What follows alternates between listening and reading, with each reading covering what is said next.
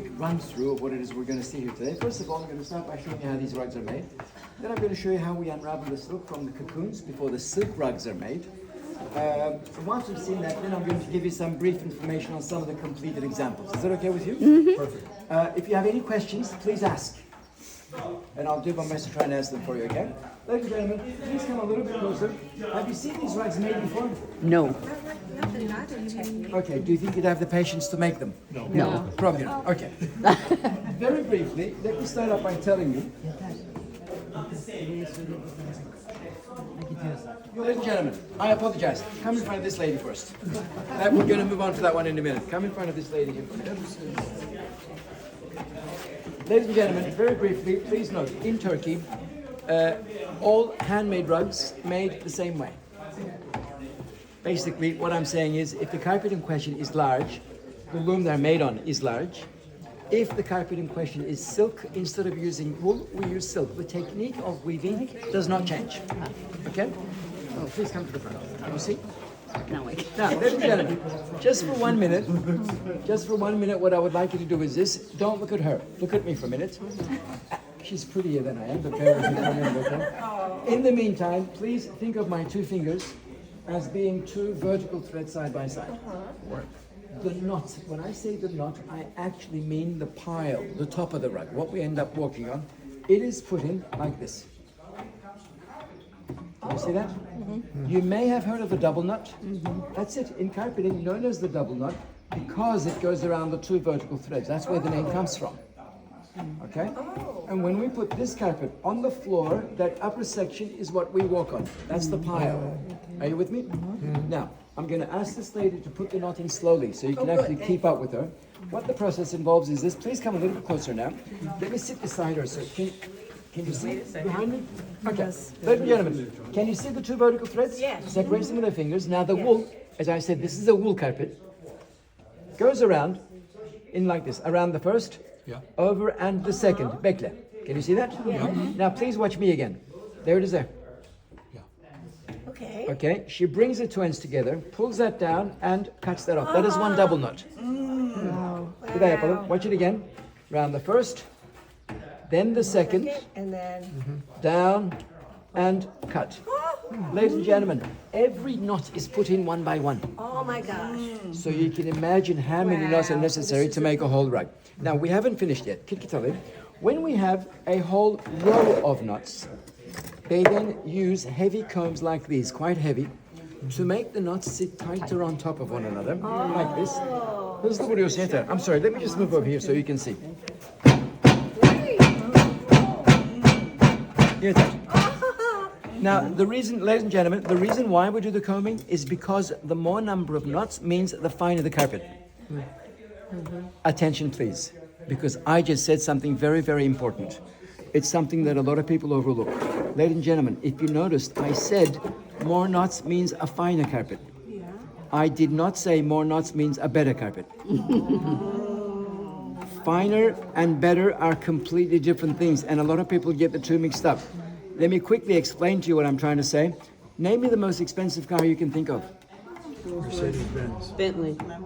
Bentley. Lamborghini, whatever. Would you buy a Lamborghini if you wanted to go off-road? Why not? We got the money. But you know what I'm trying to say. Please don't forget this. Finer is not better, okay? I will come back to this later on because this is very, very important. So after a row of knots, they've done the combing. They then use scissors like these. Do you see the roughly cut pieces? They are trimmed off after each row of knots. Not when the whole rug is completed, but after each row. Like this. Can you see behind me there? There it is there. Oh, look at that. Wow. And as she works her way up, this forms the design in the pile. It looks easy, doesn't it? Ladies and gentlemen, are you all from the US of A? Yes. Do you prefer working in inches or in centimeters? It doesn't matter. No, inches in this teachers. When are you going to go metric in the US? It's impossible. It's really impossible. No, I was recently told by an American, he said in the US we are going metric only inch by inch. Yes, that explains it. It's not going to get any better, okay? Get used to it, okay? Sorry about that. Ladies and gentlemen, now watch what happens. Just to put it in perspective, that carpet, which is wool, when completed, that will average approximately 90 knots per square inch. This means nothing to you.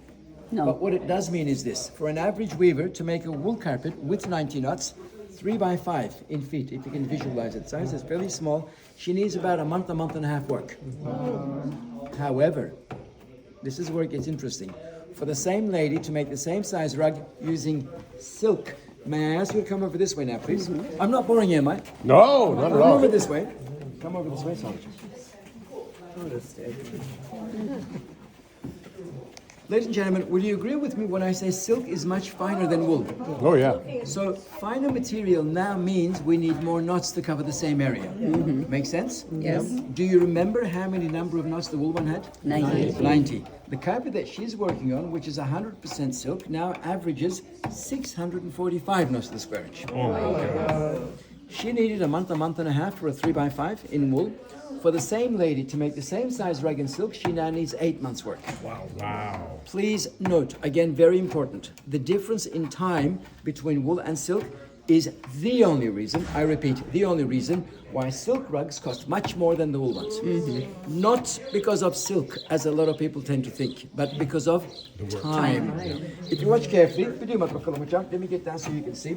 Again, 2 vertical threads, okay, see them?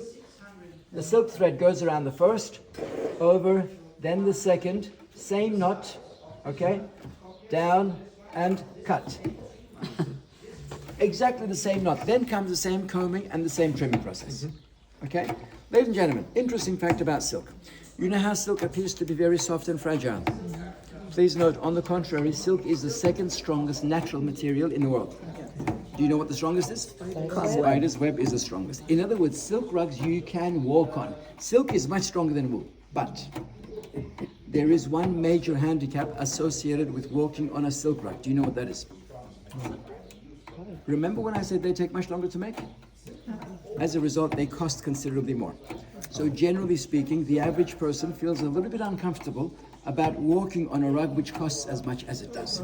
Yeah. I look at it this way. I know it sounds commercial. I apologize, but I think it's true. It's like buying yourself a very expensive car and not driving it. That's what it's made for.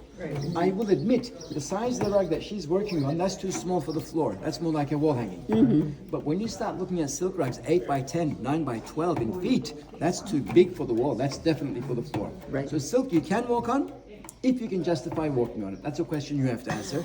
But silk is much stronger than wool. Using latest technology, silk is used in the making of bulletproof vests with materials like Kevlar. It's used in surgery. Sutures are always in silk. Yeah. Parachute lines are always in silk. So like I said, it can be walked on, okay? Would you like to see how we obtain the silk from the cocoons? Yes. Come over this way and I'll show you.